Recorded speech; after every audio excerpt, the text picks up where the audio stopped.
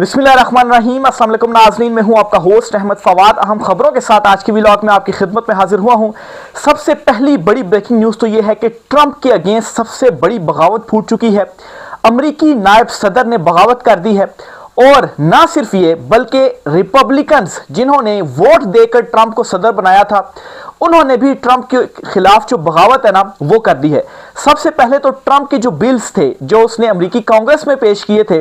इन bills को पास नहीं होने दिया और अब ट्रंप को हटाने के लिए जो रिपब्लिकन्स है ना वो भी दूसरी तरफ अपोजिशन के साथ जाकर मिल चुके हैं। मिड टर्म इलेक्शंस भी सर पर हैं। कुछ अहम तीन तफसीलात हैं जी, ये आप साथ में शेयर करूंगा। साथ साथ आपको ये खबर भी दूंगा कि ईरान के महाज पर ट्रंप को मुसलसल शिकस्तों का सामना करना पड़ रहा है। ईरान ने एक और कार्गो जहाज जो कि अमेरिका का कार्गो जहाज था इसे अपनी तहवील में ले लिया है। अब ये एक बहुत बड़ी डेवलपमेंट है। साथ साथ आपको ये भी बताऊंगा कि इस्राएली जो लॉबी है वो भी ट्रंप से खासी नाराज है और उन्होंने कुछ इकदामात उठाए हैं ट्रंप के अगेंस्ट। और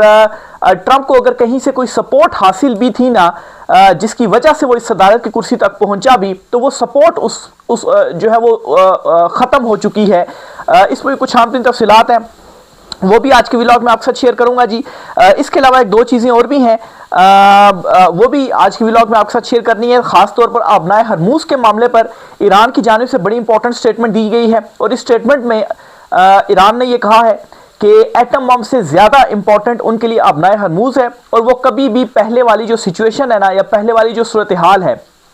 उस तक वापस नहीं आ पाएगा। इस पर कुछ इंपॉर्टेंट डिटेल्स हैं वो भी आज के व्लॉग में आपके साथ मैं शेयर करूंगा। सबसे पहले तो जी आपको बताता चलूं कि जेडी वैंस ने क्या बड़ी बगावत की है और इस बगावत की वजह से कैसे अमेरिका को और ख़ास तौर पर ट्रंप को बड़ी शिकस्त का सामना करना पड़ा, इवन के ईरान के महाज पर भी। तो मामला जी कुछ यूं है कि ये एक इसराइली अखबार है और इसराइली अखबार में और फिर बाद में इसको जो है वो दीगर मीडिया के ऊपर भी रिपोर्ट किया गया।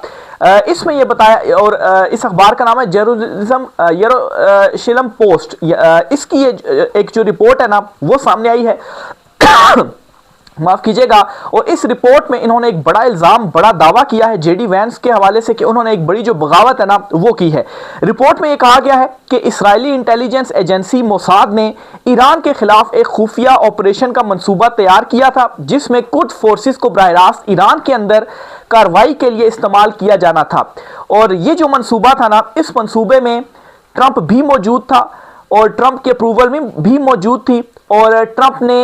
इस मंसूबे पर इंप्लीमेंट करने के लिए जो ऑर्डर्स है ना वो भी जारी कर दिए थे। लेकिन फिर हुआ क्या, जेडी वैंस, अच्छा जेडी वैंस के वाले से आपको बताता चलूं वो शुरू दिन से इस जंग के अगेंस्ट हैं और वो ट्रंप को रोकते भी रहे और ट्रंप के बहुत सारे जो करीबी साथी हैं ना जो कि अब उसको छोड़ कर जा रहे हैं, इवन के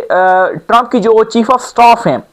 उन्होंने भी इस्तीफा देने का फैसला कर लिया क्योंकि वो तंग आ गई हैं तौहीन आमेज जो रवैया है व्हाइट हाउस में। और जाहिर सी बात है वो रवैया इसी वजह से है कि दूसरी जो लॉबी है, जो दूसरी तगड़ी लॉबी है, वो अपना असर रसूख बरकरार रखना चाहते हैं ट्रंप पर। बहरहाल जी जेडी वैंस इस जंग के भी मुखालिफ थे तो उन्होंने क्या किया, इस इल्ज़ाम के मुताबिक ये दावा किया गया कि अमरीकी नायब सदर जेडी वैंस जो कि पहले ही ईरान के साथ 2026 की जंग के हवाले से तहफ़्फ़ुज़ात और शकूक व शुबहात का इजहार कर चुके हैं, उन्होंने ये खुफिया फौजी प्लान तुर्क सदर रजब तैयब अर्दवान को वक्त से पहले बता दिया। तुर्की का किरदार और ट्रंप का वीटो। अच्छा अब इसमें क्या हुआ, जब तुर्क तक ये सारा प्लान पहुंचा तो तुर्की ने इसके ऊपर अदम तहफ़्फ़ुज़ात का इजहार किया और ट्रंप के ऊपर दबाव डालकर तुर्की ने ट्रंप को इस चीज़ से रोका जिस पर ट्रंप मजबूर हुआ और उसे मजबूरन इस प्लान को वीटो जो है वो करना पड़ा। अब हुआ कुछ यूं जी कि चूंकि तुर्की की हुकूमत अपनी सरहदों के करीब किसी भी मजबूत कुर्द अस्करी कुव्वत की मौजूदगी अपनी कौमी सलामती के लिए सुर्ख लकीर यानी कि रेड लाइन समझती है, इसलिए जैसे ही सदर अर्दवान को इस मंसूबे का इल्म हुआ उन्होंने फौरी तौर पर अमरीकी सदर डोनाल्ड ट्रंप से राब्ता किया और दबाव डालकर इस पूरे ऑपरेशन को शुरू होने से पहले ही रुकवा दिया और ट्रंप ने इसको जो वीटो है ना वो कर दिया। अब जाहिर सी बात है इस मंसूबे के तहत क्या किया जाना था, ईरान के अंदर एक बगावत जो है वो डालनी थी। ईरान के अंदर अगर बगावत शुरू होती तो जाहिर सी बात है उसका जो फायदा था वो इस जंग के अंदर होना था। तो यूं जी ट्रंप को इस मंसूबे से पीछे हटना पड़ा और जेडी वैंस के हवाले से ये इल्जाम लगाया जा रहा है कि उन्होंने ये जो बड़ी बगावत है ना वो की है। अब जेडी वैंस के हवाले से एक दो और भी इंपॉर्टेंट एस्पेक्ट्स हैं वो भी आपको बताता चलूं कि ट्रंप को अगर सदारत की कुर्सी से हटाया जाता है तो इसके बाद नया अमेरिकी सदर कौन होगा, वो जेडी वैंस होंगे। ये बात आपको वाजे करता चलूं, ट्रंप ऑलरेडी कांग्रेस में अपनी अक्सरियत खो चुका है। अमेरिकी सेनेट में ट्रंप के अगेंस्ट वोट पड़ चुका है और अमेरिकी ऐवान नुमाइंदगान में भी ट्रंप के अगेंस्ट जो वोट है ना वो पड़ चुका है। इस वक्त अमेरिकी ऐवान नुमाइंदगान में 215 जो वोट हैं वो ट्रंप के अगेंस्ट और हक में 208 वोट हैं, यानी कि यहां पर वो अक्सरियत खो चुका है। इसी तरह सेनेट में उसके अगेंस्ट 53 वोट पड़ चुके हैं और 47 उसके हक में हैं। तो ऑलरेडी जो सादा अक्सरियत है ना वो ट्रंप लूज कर चुका है। और ये हुआ ऐसे कि उनके अपने जो रिपब्लिकन हैं जिन्होंने वोट देकर ट्रंप को सदर जो है वो बनवाया, उनके वोटों से ट्रंप सदर बना, वो ट्रंप के अगेंस्ट खड़े हो चुके हैं और वो जेडी वैंस के साथ खड़े हो चुके हैं। इवन कि उनकी पार्टी रिपब्लिकन के अंदर ये सोच पैदा हो चुकी है और वो ट्रंप को अब बाकायदा तौर पर सख्त तनकीद का निशाना बना रहे हैं, उसकी मुखालफत कर रहे हैं और उसे ये कह रहे हैं कि उसे इस जंग में नहीं कूदना चाहिए था। और मिड टर्म इलेक्शंस जो हैं वो कुछ महीनों के बाद शुरू होने जा रहे हैं। ट्रंप को अपनी एनर्जीज जो है वो वहां पर लगानी चाहिए थी, कंपेन करनी चाहिए थी ताकि मिड टर्म इलेक्शंस में हम जीत सकते। लेकिन हो ये रहा है कि ट्रंप दिन ब दिन मजीद गैर मकबूल होता जा रहा है। रिपब्लिकन्स को इस बात का खदशा है कि अगर ये बुरे तरीके से हारता है तो इस सूरत में क्या होगा, ना सिर्फ ये कि हमसे नशिस्तें जाएंगी बल्कि ट्रंप का जो मुआवजा है वो भी हो जाएगा। अपनी पहली टर्म के दौरान भी ट्रंप को मुआवजे का सामना रहा, लेकिन ट्रंप उस मुआवजे को सर्वाइव इसलिए कर सका क्योंकि 2/3 अक्सरियत ट्रंप के अगेंस्ट नहीं थी। लेकिन इस मरतबा 53 वोट ऑलरेडी ट्रंप के अगेंस्ट हैं, सिर्फ 14 वोट चाहिए ट्रंप के अगेंस्ट कामयाबी के लिए और ऑलरेडी रिपब्लिकन्स उसके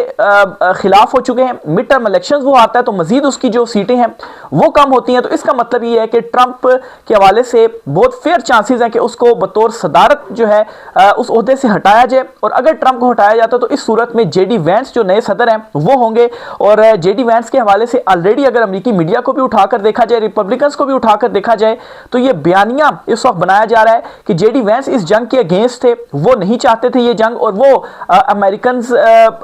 की जो जिंदगी थी उसे बेहतर करने के लिए या उनकी माशी सूरत हाल को बेहतर करने के लिए काम करना चाहते थे। तो ये इसलिए इस वजह से पोर्ट्रे उनकी इमेज को किया जा रहा है ताकि उनके साथ ज्यादा हमदर्दियां हों। और ट्रंप जो कि ऑलरेडी गैर मकबूल हो रहा है, अगर इसको हटाने की नौबत आ जाती है तो फिर उसके बाद जेडी वैंस जो है उसे खड़ा किया जा सके। और ऊपर से जेडी वैंस के हवाले से यह बड़ा दावा सामने आना और इसराइल के अखबार की जानिब से सामने आना, तो इससे भी आप समझ जाएं कि जो एक तगड़ी लॉबी है, जो इसराइल की तगड़ी लॉबी है जो कि अमेरिका में मौजूद है, चीजों को कंट्रोल कर रही है, ट्रंप के ऊपर भी असरअंदाज हो रही है, वो नहीं चाहते कि जेडी वैंस जो है वो सामने आए। उन्हें भी इन चीजों का धड़का लग चुका है कि अगर इसी तरह से चीजें चलती रही तो ट्रंप अगर कुर्सी से हट जाता है तो फिर बाद में कोई भी अमेरिकी सदर जो आएगा उनके ऊपर वो असर रसूख हमारा नहीं होगा। इवन के माजी में भी ये कोशिशें की गई कि जो अमेरिकी सदूर रहे हैं उनको कायल किया जा सके ईरान पर हमला करने के लिए, लेकिन खुद इंटेलिजेंस जो अमेरिकी इंटेलिजेंस है वो दावा कर चुके हैं, वो बता चुके हैं कि हमने ट्रंप को भी ये रिपोर्ट दी थी कि ईरान को आसान हरीफ ना समझा जाए, उसके ऊपर अगर हमने हमला किया तो ये हफ्तों की नहीं बल्कि महीनों और कई सालों तक भी ये चल सकती है, इतना आसान हरीफ नहीं होगा। और माजी में भी वो यही रिपोर्ट्स पेश कर चुके हैं, अब हरमूज के हवाले से बता चुके हैं कि ईरान अपना हरमूज बंद कर देगा, पूरी दुनिया की जो माइशत है वो तबाही की तरफ जाएगी। तो माजी में जो सदूर रहे हैं उन्होंने तो नहीं बात मानी, लेकिन ट्रंप जो है इन सारी चीजों के बावजूद वो कायल हुआ और उसने ईरान के ऊपर जो हमला है ना वो कर दिया। बहरहाल जी, अब इसका खमियाजा ट्रंप को अपनी सदारत खोकर भुगतना पड़ेगा। ईरान मुसलसल हावी होता जा रहा है ट्रंप के ऊपर, अमेरिका के ऊपर। पहले तो हमले जारी थे, लेकिन अब ईरान ने बाकायदा तौर पर अमेरिकी जो जहाज हैं उन पर भी कब्जा करना शुरू कर दिया या उन्हें अपनी तहवील में लेना शुरू कर दिया है। खबर यह सामने आई है जी कि एक कार्गो जहाज ईरान ने अपनी तहवील में ले लिया है जो कि अमेरिका का था और कोई 3 से 4 कार्गो जहाज थे जिन्होंने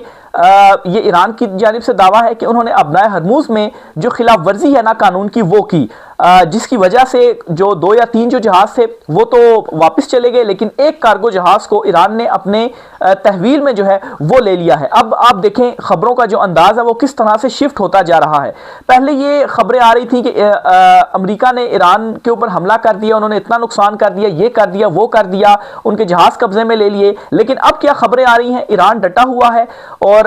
ईरान अपनी शराइत मनवाएगा। वो अमेरिका से जो तावान है वो चाहता है वो अपने फ्रोजन एसिड एसेट्स को रिलीज करवाना चाहता है। और अब ये खबरें आ रही हैं कि अमेरिकी कार्गो जहाज जो है वो ईरान अपनी तहवील में ले रहा है, और दूसरी तरफ अमेरिका बज़ाहिर इस वक्त बेबस नजर आ रहा है कि ना ही वो हमला कर पा रहा है, और इवन कि अब अपने उसके जो जहाज हैं वो भी अब तहवील से वो नहीं छुड़वा पा रहा। बहरहाल जी यहाँ पर एक और बड़ी कोशिश और एक और बड़ी साजिश रचाई गई है ईरान को और अरबों को एक मरतबा फिर से लड़वाने के लिए। ये ख्वाहिश और ये जो साजिश है वो बहुत पुरानी है, और अगर ये ख्वाहिश और साजिश पूरी होती है तो तब ही ग्रेटर का जो ख्वाब है ना वो पूरा हो सकता है। पहले कोशिश की गई सऊदीया,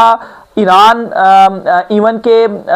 यूएई हो गया, कतर हो गया, इनको और ईरान को आपस में लड़वाया जाए, और इनको लड़वाने के बाद खिता तो तबाह होगा और हम जो है वो पीछे आराम से बैठेंगे। लेकिन सऊदीया ने बड़ी समझदारी का जो सबूत है वो दिया, वो पीछे हुआ, वो इस साजिश में नहीं आया, इस चाल में नहीं आया। फिर इसी तरह से कतर जो है वो इनिशियल उसने अपनी बेसिस दी, वहां से हमले हुए, लेकिन कतर फिर पीछे हुआ। इवन के यूएई जो है उसने एक्सट्रीम पोजीशन ली हुई थी, लेकिन फिर उसके बाद यूएई भी खामोश हो गया। बहरीन और कतर जो है वहां से हमले हुए, लेकिन अब ऐसा बज़ाहिर लगता है कि शायद बहरीन जो है वो भी पीछे हो जाए। बहरहाल अब एक बड़ी साजिश ये आई है कि अमेरिका ने क्या किया है कि जो ईरान का एक मुतालबा है कि हमारे फ्रोजन एसिड्स रिलीज किए जाएं, ये फ्रोजन एसिड्स अरब ममालिक है, जो खलीजी ममालिक है, उनको देने का फैसला अमेरिका ने किया है। अब नाज़रीन देखें, अगर अमेरिका वाकई संजीदा है मुज़ाकरात के लिए और वो ईरान के साथ मुज़ाकरात करना चाहता है, मसाइल को हल करना चाहता है,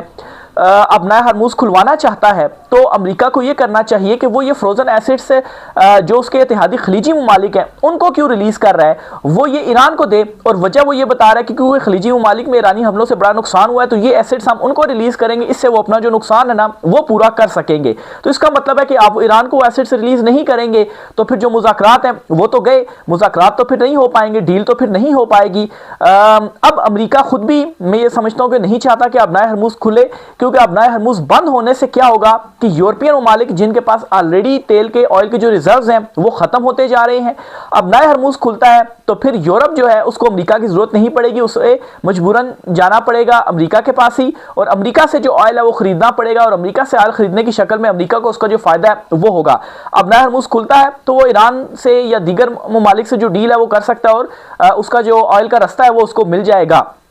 तो एक तो इसके पीछे ये मामला है। दूसरा, इसके पीछे बज़ाहिर ये साजिश है कि जब अपने इत्तेहादी खलीजी ममालिक को ये एसिड्स रिलीज किए जाएंगे तो फिर वो खलीजी ममालिक कभी भी ईरान के साथ खड़े नहीं होंगे, क्योंकि वो एक्सेप्ट कर लेंगे अमेरिका के इन एसिड्स को, और उल्टा ईरान को भी ये गुस्सा आएगा कि ये हमारे एसिड्स हमारे पास आने चाहिए थे, ये तो हमारे खलीजी ममालिक के पास चले गए हैं। तो यूं क्या होगा कि खलीजी ममालिक भी फंसेंगे, उनको भी फिर बेसिस देनी पड़ेगी, हमले करने पड़ेंगे, और जवाब में ईरान भी फिर मजीद शिद्दत के साथ उन खलीजी ममालिक के ऊपर जो हमले है ना वो करेगा। बहरहाल अब देखना ये है कि आया ये जो खलीजी ममालिक हैं ये इन एसिड्स को एक्सेप्ट करते हैं या नहीं करते, लेकिन ये काम अब अमेरिका ने जो है वो कर दिया है। दूसरी तरफ ईरान ने भी बड़ी इंपॉर्टेंट स्टेटमेंट दे दी है, और उन्होंने ये कहा है कि अब नया हरमुज हमारे लिए एटम बम से भी ज्यादा इंपॉर्टेंट है, और अब नया हरमुज कभी भी पहली वाली या जंग से पहले वाली जो हालत थी उसमें वो वापस नहीं आएगा, और अमेरिका को ये नया निज़ाम कबूल करना पड़ेगा, और अगर वो ऐसा नहीं करता तो फिर उसको जलील होकर इस खित्ते से निकलना पड़ेगा। देखिए, यूरोप के पास एक ये ऑप्शन जरूर मौजूद है कि वो ईरान के साथ डायरेक्ट डील कर ले। जो सैंक्शंस अमेरिका ने लगाई हैं उन सैंक्शंस को यूरोप ना माने, जो ईरान के ऊपर लगाई गई हैं, वो ईरान से खुलकर जो ट्रेड है वो करे, तो क्या होगा, उसे ईरान से सस्ता ऑयल भी मिल पाएगा, और ऊपर से जो अब नया हरमुज है वो भी उसके लिए खुल जाएगा, और उनकी जो तेल की कमी है वो यूं पूरी हो जाएगी। नहीं तो दूसरी तरफ ट्रंप की फिर ब्लैकमेलिंग यही होगी कि आप मेरे नेटो इत्तेहादी थे, आपने मेरा साथ नहीं दिया, अब मैं आपको ऑयल भी महंगा दूंगा, और अब आप मेरे साथ खड़े हो कि मैं ईरान के ऊपर बड़ा हमला जो है वो करूं। जाहिर सी बात, अपने हक में भी उसने जो बयानिया है वो बनाना है। बहरहाल जी, यहाँ पर अब ईरान की सफारतकारी जो कि अभी तक काफी कामयाब रही है, कामयाबी से उन्होंने ना सिर्फ जंगी महाज पर बल्कि सिफारती महाज पर भी उन्होंने ईरान ने अमेरिका का जो मुकाबला है वो किया, और अपने हक में जो बयानिया है वो बनाया। तो अब वो कायल कर पाते हैं दूसरे ममालिक को कि वो उनसे ट्रेड करें, अमेरिका की सैंक्शंस को ना माने और अपना जो फायदा है वो ले। इसी वजह से ये स्टेटमेंट भी दी जा रही है कि अब नया हरमुज पहले वाली जो सूरत हाल है, पहले वाली जो हालत है, इस पर नहीं आएगा, और अमेरिका को नया जो निज़ाम है ये कबूल करना पड़ेगा, अदरवाइज उसे इस खित्ते से जलील होकर निकलना पड़ेगा। इसके साथ ही जी एक दो चीज़ें और भी हैं, वो भी आपके साथ मैं शेयर करता चलूँ जी। और खबर यह है कि ट्रंप की जो सख्त पॉलिसीज़ हैं, इन सख्त पॉलिसीज़ पर जो रिपब्लिकन्स हैं वो शदीद जो तनकीद है ना वो कर रहे हैं। जेडी वैंस वाला जो मामला है ये भी अपनी तर्ज पर है, बहुत सारे रिपब्लिकन्स जेडी वैंस के साथ खड़े हुए हैं, लेकिन दूसरी तरफ अब खुलकर जो तनकीद है ना वो रिपब्लिकन्स करने लग पड़े हैं ट्रंप के ऊपर। इवन के ट्रंप ने वो जो एक बिल लेकर आए थे जिसमें उन्होंने वो बाल रूम जो उन्होंने व्हाइट हाउस में तामीर करवाना था, कोई 1 या 2 अरब डॉलर जो थे उसके लिए ट्रंप चाह रहे थे कि ये रिलीज किए जाए कांग्रेस की जानिब से। तो जो रिपब्लिकन्स थे उन्होंने ना सिर्फ उसके अगेंस्ट वोट दिया बल्कि कई रिपब्लिकन्स ने ये भी उनकी तरफ से मामला सामने आया कि हम एक ऐसा बिल लेकर आएंगे कि बाद वाले जितने सदूर हैं या अभी इवन के ट्रंप है वो इस तरह की जरूरत ही ना करें कि इस किस्म के जो बिल्स हैं वो लेकर आए और फजूल जो खर्चियां हैं वो की जाए, क्योंकि ऑलरेडी अमेरिका में भी जो महंगाई है वो बढ़ती जा रही है और जाहिर सी बात है उन्होंने भी अपनी जो नशिस्तें हैं ना वो बचानी है। तो बहरहाल ये ट्रंप को जो चीजें हैं ना वो अब फेस करना पड़ रही हैं। आखिर में एक और खबर भी आपको बताता चलूं कि इसराइली जो लॉबी है वो भी अब बज़ाहिर इस तरह से लग रही है कि ट्रंप के ऊपर मजीद दबाव बढ़ाने के लिए कुछ इकदाम उठा रही है और अब उन्होंने ये किया है कि अमरीकी हुकाम की खास तौर पर ईरान और अमरीका के दरमियान जो मुज़ाकरात का सिलसिला है या सालसी के जरिए भी अगर मुज़ाकरात हो रहे हैं, पैगाम रसानियां हो रही हैं, तो इन पर अपनी जो जासूसी है वो मजीद टफ कर दी है, इन पर अपने जो रिसोर्सेज हैं वो मजीद लगा दिए हैं और वो जासूसी के करने के का जो सिस्टम है ना वो उन्होंने मजीद उसको जो है वो सख्त कर दिया है कि जितनी ज़्यादा से ज़्यादा इंफॉर्मेशन मिल सके वो उनको मिले, इवन के फ़ोन कॉल्स टैप करना, इसके अलावा जो उनकी मालूमात वगैरह है वो हासिल करना। अब नाज़रीन ये काम किया जा रहा है और दूसरी तरफ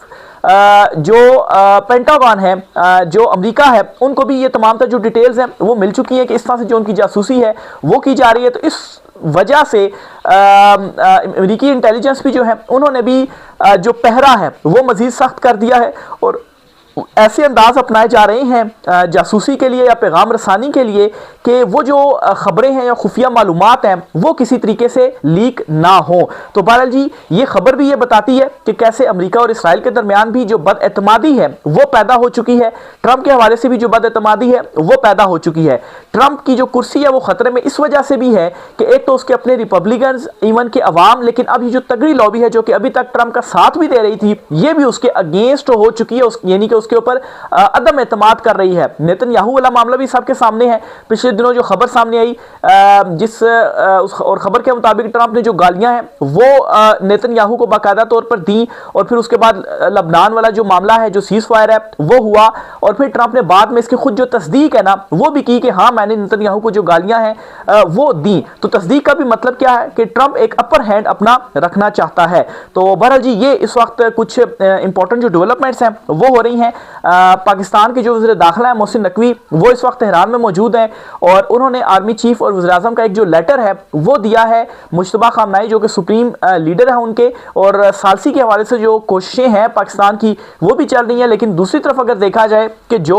अमेरिका जिस तरह से उन्होंने फ्रोजन एसेट्स खलीजी ममालिक को दे दिए हैं वो तो ईरान के थे, ईरान को देने थे, तो इससे लग नहीं रहा कि अमेरिका संजीदा है या वो कोई मुज़ाकरात है, कोई हतमी जो डील है वो करना चाहता है। तो ये आज कुछ आम तीन तफसीलात थी, इस हवाले से मजीद जो भी होता है आपसे चीज़ें शेयर करते रहेंगे। राय का सर कमेंट बॉक्स में कीजिएगा। आज की व्लॉग से इतना ही, इजाज़त दीजिए, अल्लाह हाफिज़।